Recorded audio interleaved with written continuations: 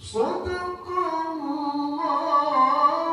Salawat pada undangan dan hadirin kami mohon untuk berdiri. Pertama kita persembahkan pada junjungan alam Nabi besar Muhammad sallallahu alaihi wasallam. Unsur pemerintah dalam Kabupaten Bedut yang terhormat, berkenan Bapak Bupati untuk melakukan pengambilan sumpah.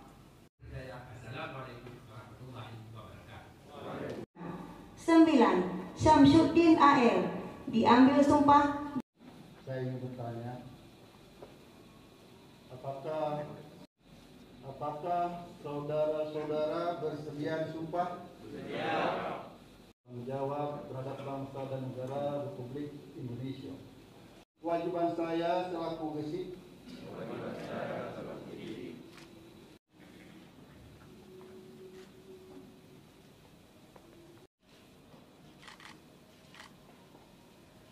Dilanjutkan berikutnya Gampang Belum Tengah.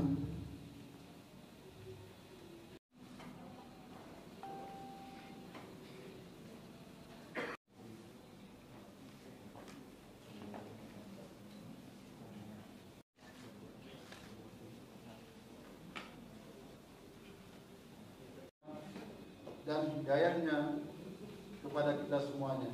Amin. Pokok sumpah dan tahapan yang ditunjuk untuk kembali ke tempat semula.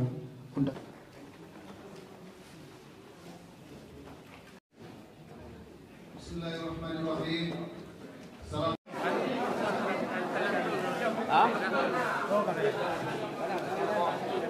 Perlu Bapak ketahui adalah pemilihan visi di Aceh masih tetap menggunakan Kanun Nomor 4 Tahun 2009 se-Aceh. Sedangkan aturan pelaksanaannya itu terserah kabupaten kota menetapkan jadwal-jadwalnya sesuai dengan waktu yang berakhirnya masa jabatan. Bagi yang Syahri ini nanti, mereka pada bulan pertama bertugas segera menyusun RPJM selama 6 tahun, rencana pembangunan jangka menengah. Bagi kesit yang baru dilantik tidak ada istilah 2 kali atau baru.